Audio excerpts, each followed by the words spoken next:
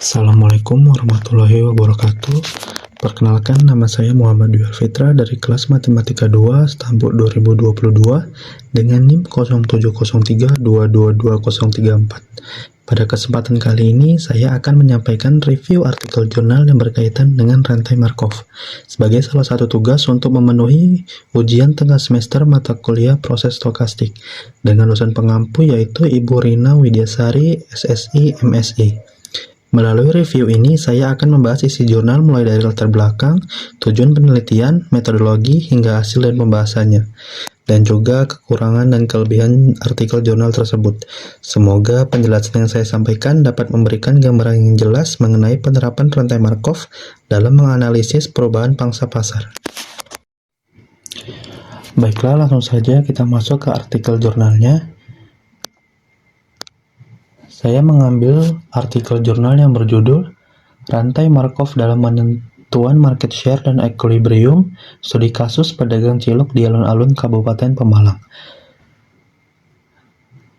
Dengan nama jurnal yaitu Jurnal Pendidikan Matematika Kudus. Dengan nomor PISN yaitu 26153939 dan nomor ISSN 27231186.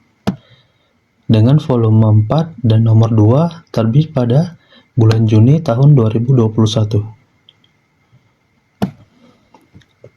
Penulisnya yaitu Endro Trisurdarwono dari Universitas Peradaban Brebes, Indonesia. Kita masuk pada bagian latar belakang.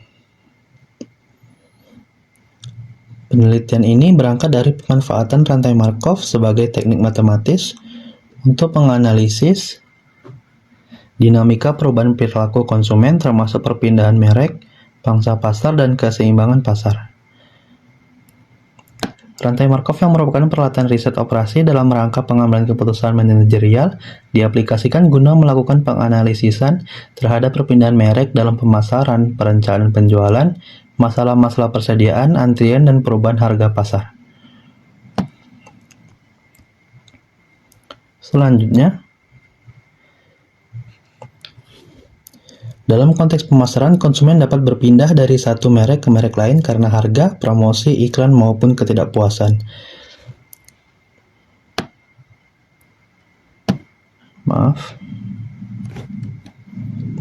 Studi ini mengangkat kasus unik, yaitu pedagang cilok di alun-alun Kabupaten Pemalang. Penerapan rantai Markov dalam penelitian ini dikhususkan untuk melakukan perhitungan terhadap market share dan equilibrium pedagang cilok yang berjualan di sekitar alun-alun Kabupaten Pemalang, yang barusan saya sebutkan. Hal ini menjadi keunikan dari penelitian ini dibandingkan dengan penelitian terdahulu. Penggunaan Markov diyakini dapat membantu memprediksi perubahan pangsa pasar dan melihat kecenderungan jangka panjang.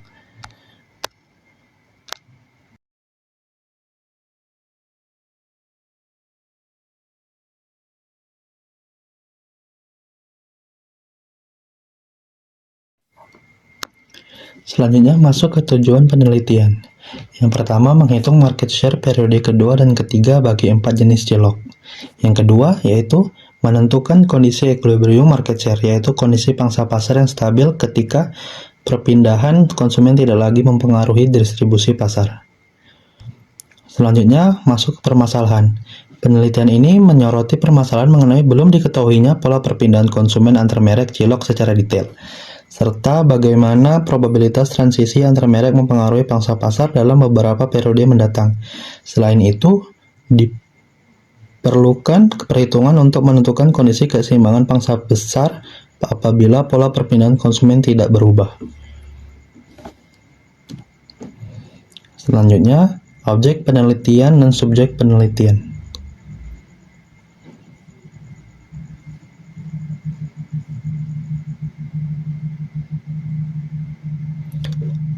Objek penelitian ini adalah pedagang cilok,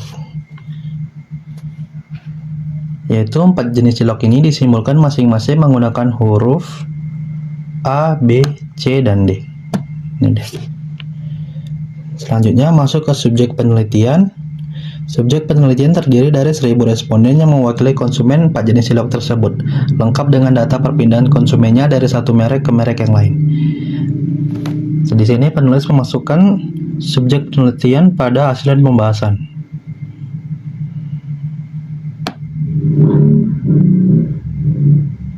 Ini dia.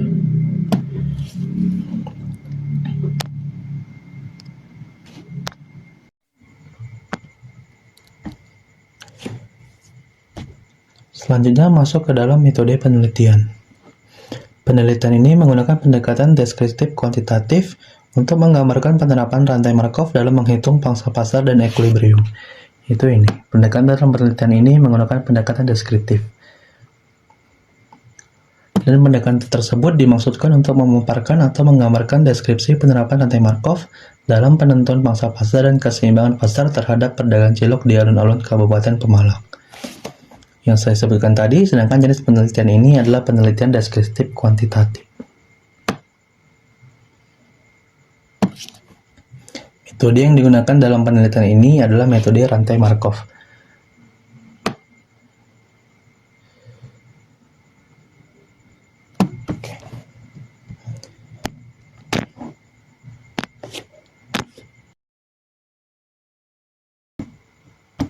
Selanjutnya kita masuk pada hasil dan pembahasan. Bisa terlihat yaitu prosedur pertama menyusun matriks probabilitas transisi. Bisa dilihat pada tabel 1, yaitu pertukaran pelanggan pada 1 tahun.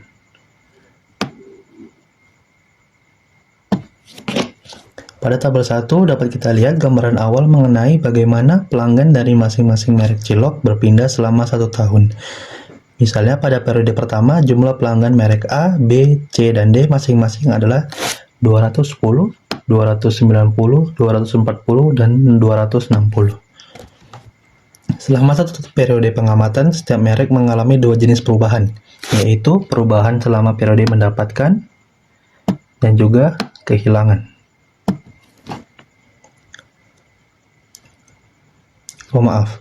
Dua jenis perubahan yaitu mendapatkan pelanggan baru dan kehilangan pelanggan lama.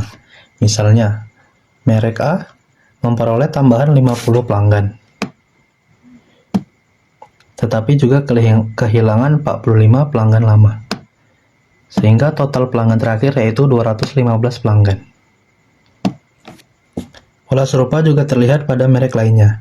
Merek B mendapatkan 60 pelanggan baru dan kehilangan 70 pelanggan lama, sehingga total akhir pelanggan adalah 280 orang pelanggan.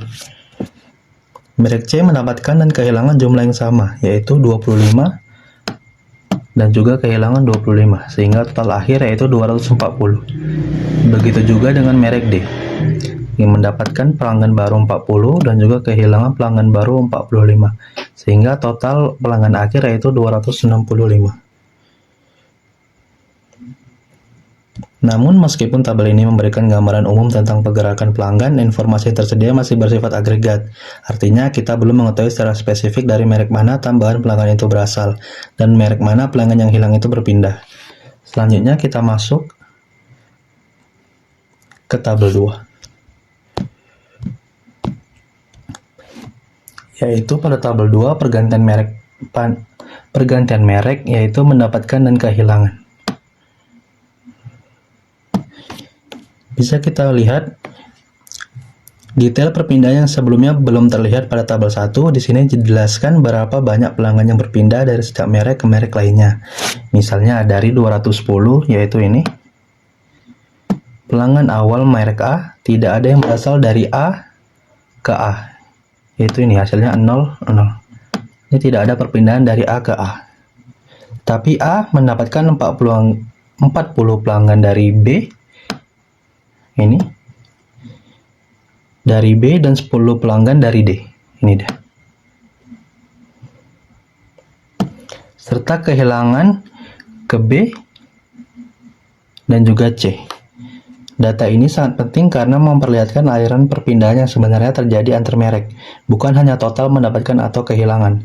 Contohnya, A kehilangan 45 pelanggan, namun pada waktu yang sama mendapatkan 50 pelanggan, terutama dari B dan D. sehingga membuat jumlah akhirnya naik menjadi 215 pelanggan. Informasi seperti ini berlaku untuk semua merek dan memberikan gambaran lebih jelas tentang arah perpindahan konsumen, yang menjadi dasar untuk model Markov pada tahap selanjutnya. Selanjutnya kita masuk kepada tabel 3. Bisa dilihat ini adalah gambar pergantian merek oleh para pelanggan. Selanjutnya masuk ke tabel 3, tabel matriks probabilitas transisi. Pada tabel 3, data perpindahan pelanggan tadi diubah menjadi dua bentuk. Tabel jumlah nyata, ini, dan juga tabel tabel probabilitas transisi. Tabel jumlah nyata merangkum kembali berapa banyak pelanggan setiap merek yang bertahan dan berpindah. Dari sini, penulis kemudian mengubah data tersebut menjadi probabilitas transisi, yaitu peluang seorang pelanggan tetap pada mereknya atau berpindah ke merek lain pada periode berikutnya. Nilai-nilai pada tabel probabilitas inilah yang akan digunakan dalam perhitungan market share karena menunjukkan peluang perpindahan yang konsisten dengan konsep rantai Markov. Misalnya, probabilitas pelanggan A tetap pada A adalah 0,786. Sementara peluang pelanggan B tetap pada B yaitu 0,759. Begitu juga dengan merek C dan D. Probabilitas ini kemudian membentuk matriks transisi yang menjadi inti perhitungan prediksi pangsa pasar.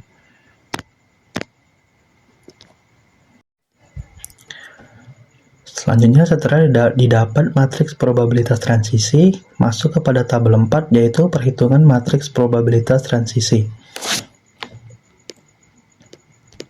Bisa dilihat pada tabel 4 menjelaskan cara mendapatkan nilai probabilitas tadi. Misalnya pada probabilitas A mempertahankan pelanggannya dihitung dari 165 dibagi dengan 210 yaitu 0,786.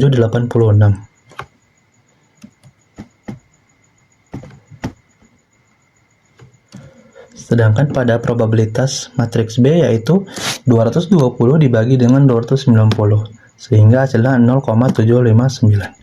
Bisa dilihat sama kan? Begitu juga pada probabilitas matriks C.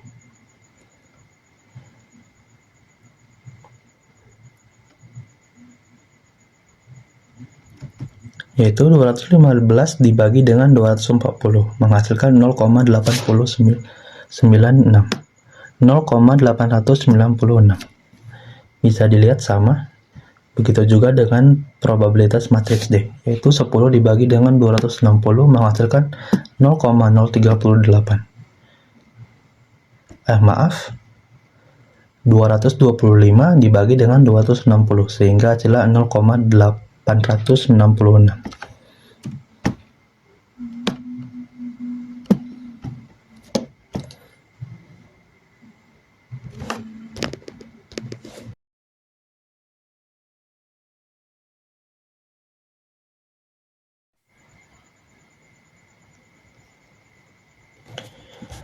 Setelah perhitungan matriks probabilitas transisi, langkah selanjutnya yaitu perhitungan market share pada beberapa periode.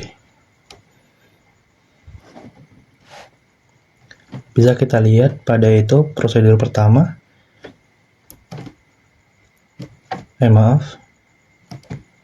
Yaitu menghitung kemungkinan market share di waktu mendatang. Pada periode pertama, pangsa pasar atau market share untuk merek A, B, C, dan D sekarang yaitu 22, 30, 23, dan 25%. Pangsa pasar ini dapat digunakan manajemen dalam memperoleh manfaat untuk mengetahui berapa market share-nya di periode waktu yang akan datang. Perhitungan terhadap market share yang mungkin untuk merek A, B, C, dan D dalam periode kedua dikerjakan dengan mengalihkan matriks probabilitas transisi dengan market share pada periode pertama. Bisa kita lihat tadi, dapat probabilitas transisi yaitu ini, dan market share pada periode pertama yaitu ini. Kemungkinan market share pada periode kedua dihasilkan dari perkalian ini, probabilitas transisi dikali market share pada periode pertama, yang menghasilkan 0,215, 0,280, 0,240 dan 0,265. Perhitungan merek A yaitu baris pertama dikali kolom pertama. Kemampuan A untuk tetap menguasai langganannya sendiri dikalikan bagian pasar A, yaitu 0,786 dikali 0,21, menghasilkan 0,165.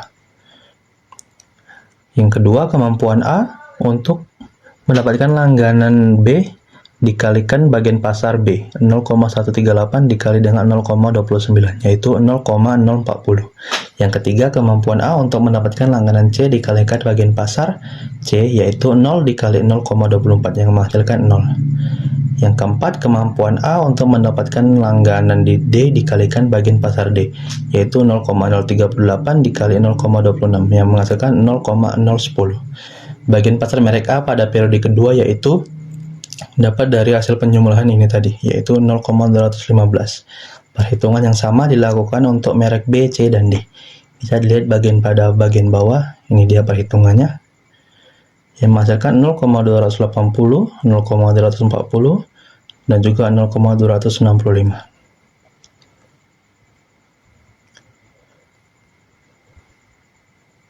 Selanjutnya, perhitungan market share pada periode ketiga.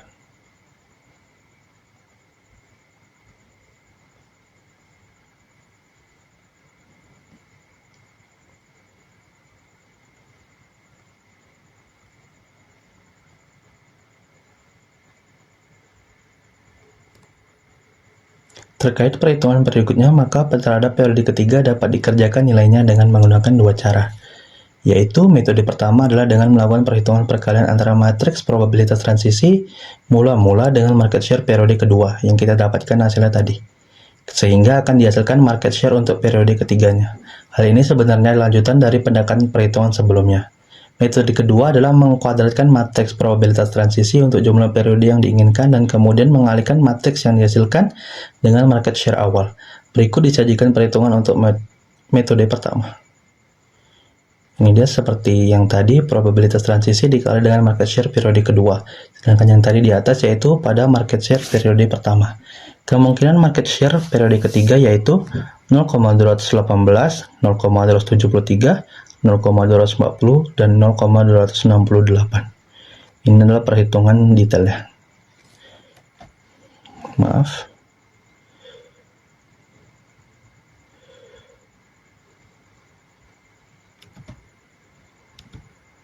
Ini adalah perhitungan detail dari periode ketiga. Selanjutnya yaitu menentukan kondisi equilibrium. Tahap terakhir adalah mencari nilai equilibrium market share, yaitu distribusi pangsa pasar yang tidak berubah lagi meskipun proses transisi terus berlangsung.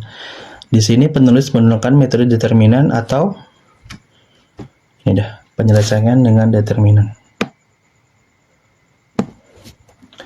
Penulis menggunakan metode determinan atau aturan Cramer untuk menjelaskan sistem persamaan Pi sama dengan Pi dikali P, di mana ini adalah proses perhitungannya yang menghasilkan equilibrium market share, di mana hasil akhirnya didapat yaitu ini deh, 21,7%, pada market B 25,8%, pada produk C 23,9%, dan 28,6%. Selanjutnya masuk kepada bagian simpulan. Berdasarkan perhitungan terhadap pangsa pasar kasus pedagang cilok menggunakan analisis rantai Markov, disimpulkan bahwa untuk kemungkinan market share periode kedua terhadap 4 jenis cilok didapatkan cilok A, B, C, dan D berturut-turut adalah 21,5%, 28%, 24%, dan 26,5%. Sedangkan untuk kemungkinan market share periode ketiga didapatkan masing-masing jenis cilok adalah 21,8%, untuk cilok A 27,3%, untuk cilok B 24%, untuk cilok C, dan 26,8% untuk cilok D. Terkait perhitungan market share equilibrium didapatkan untuk masing-masing jenis cilok adalah 21,7%, 25,8%, 23,9%, dan 28,6%. Selanjutnya masuk kepada kelebihan artikel. Yang pertama, artikel ini memiliki topik inovatif dan unik. Artikel ini mengangkat studi kasus yang jarang digunakan, yaitu pedagang cilok di Kabupaten Pemalang. Keunikan ini penting karena membuat penerapan rantai Markov menjadi lebih mudah dipahami melalui contoh yang dekat dengan kehidupan sehari-hari, sehingga pembaca tidak hanya memahami teori tetapi juga melihat bagaimana model matematis dapat digunakan dalam situasi nyata. Yang kedua, pemaparan langkah perhitungan cukup detail. Seperti yang kita lihat tadi, pada perhitungan beberapa periode, perhitungan probabilitas matriks, penulis menyajikan proses perhitungan mulai dari matriks transisi hingga equilibrium secara runtut. Hal ini penting karena rantai Markov membutuhkan tahapan matematis yang jelas, sehingga detail perhitungan membantu pembaca memverifikasi hasil, mengikuti alurnya, dan memastikan tidak terjadi ambiguitas dalam interpretasi data. Yang ketiga itu, struktur jurnal rapi. Artikel ini tersusun dengan format ilmiah yang jelas, mulai dari pendahuluan, metode, hasil, dan juga kesimpulan. Kerapian struktur ini penting agar pembaca, terutama mahasiswa atau peneliti, lebih mudah memahami alur penelitian tanpa kehilangan konteks, sehingga jurnal lebih kredibel dan profesional. Selanjutnya masuk pada kekurangan artikel. Yang pertama di sini tidak ada penjelasan teknis mengenai pemilihan sampel 1000 responden. Peneliti tidak menjelaskan apakah sampel dipilih secara asap, stratifikasi, atau proposif. Ini penting karena kualitas sampel menentukan validitas hasil. Jika teknik sampel tidak jelas, maka pangsa pasar yang dihitung bisa saja tidak mewakili populasi yang sebenarnya. Ini bisa saya tulis. Tidak ada penjelasan teknis mengenai pemilihan sampel 1000 responden.